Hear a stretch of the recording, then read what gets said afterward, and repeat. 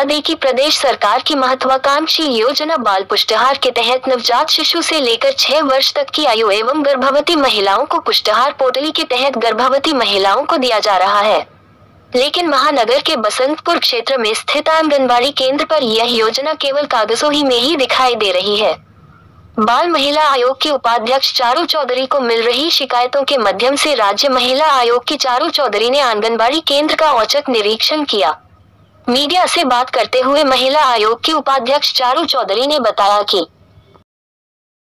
वो आंगनबाड़ी क्या हो गया है, ज्यादातर आंगनबाड़ी सामान जो आता है उसकी घटना जब होता है तब आप बुलाती हैं माँ को और बच्चों को बांट देते। पढ़ाई से आप लोग का किसी आंगनबाड़ी का कोई मतलब नहीं, क्योंकि यहाँ पढ़ाई का कहीं भी आपको माहौल दिख रहा है। मैं ये बोल ही नहीं रही कि मैं मान रही हूँ कि 750 में नहीं हो सकता, लेकिन कोई माहौल होना चाहिए। आप बोलिए कि नहीं हो पा रहा हमारा, हम कहाँ से कर देंगे 750 रुपए, ये आप बोलिए नहीं, आप अपना प्रस्ताव रखिए ना। लेकिन अगर आपने लिया है तो ये आपकी जिम्मेदारी है कि आपको बच्चों को बुलाना है, आपको बच्चों को पढ़ाना है।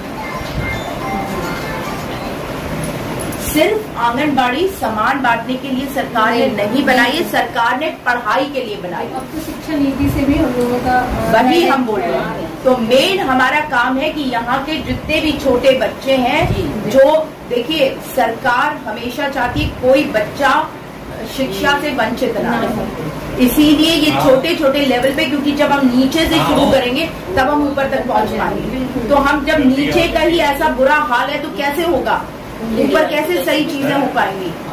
आप लोग के पास 40 बच्चों में से एक बच्चा नहीं है यहाँ पे चलाते हैं। आप मुझे बताइए, एक भी बच्चा यहाँ मौजूद नहीं है आज। अगर कम होते तो मैं मानती हूँ कि कई बच्चे बीमार है, कहीं नहीं भेजते माँ बाप, सब कुछ है, लेकिन एक भी नहीं, 0। और आप बताइए, ये आप सुपरवाइजर है, क्यों बाहर कहीं भी आंगनबाड़ी का बैनर या बोर्ड नहीं है यहाँ, क्यों नहीं है? इसका क्या जवाब है आपको?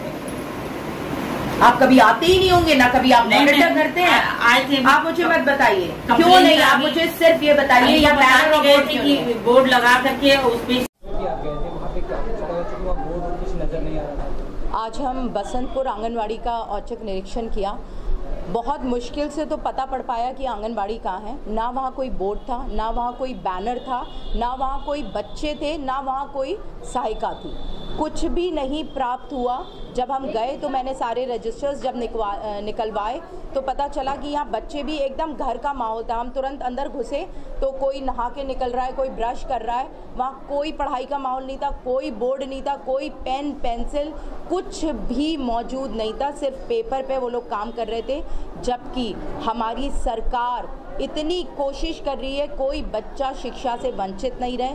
सहायिका को इसीलिए रखा जाता है कि वो घर घर जाके बच्चों को लाए, और पूरी कोशिश रहती है कि कैसे प्री प्राइमरी की एजुकेशन बच्चे हासिल करें, जिससे कि जब वो प्राइमरी में जाएं तो उन्हें कुछ कुछ चीज़ें आनी चाहिए पहले से। लेकिन वहाँ बच्चे मौजूद नहीं थे। प्लस कुछों को हमने फ़ोन करके भी पूछा कि आपको राशन पूरा मिलता है कि नहीं, तो हर मंथ तो राशन भी नहीं मिलता।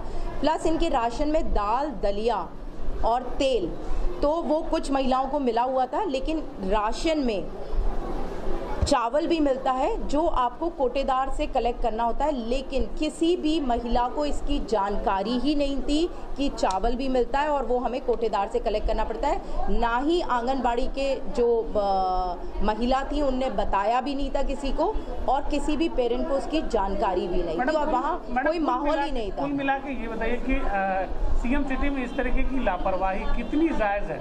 वहाँ पे मैंने तुरंत ही जो वहाँ की सुपरवाइज़र है, मैंने उनको बुलवाया भी। ये सुपरवाइज़र की गलती है। देखिए सरकार तो सब कुछ दे रही है अपनी तरफ से, लेकिन जो मॉनिटर कर रहे हैं, जो सुपरवाइज कर रहे हैं, गलती उनकी है। मैंने तुरंत उनको बुलवाया, मैंने कहा आप क्या चीज़ सुपरवाइज कर रही हैं? ना यहाँ बोर्ड है, ना यहाँ बैनर है, ना यहाँ बच्चे हैं। ये गलती तो मेन मॉनिटर जो कर रहा है उसकी है, क्योंकि वो सीरियस नहीं है। अब इसके खिलाफ हम अपने आयोग से भेजेंगे और तुरंत इस पे कार्रवाई होगी और ये सही भी होगा। मैडम लगता है लापरवाही है, लगता है ये लापरवाही है, ये जो देख रहे हैं इस चीज़ को उनकी लापरवाही, सुपरवाइजर जो इस एरिया को मॉनिटर कर रहा है उसकी लापरवाही। अभी देखिए 40 बच्चे रजिस्टर पे थे और एक भी बच्चा मौजूद नहीं था वहाँ पे आज।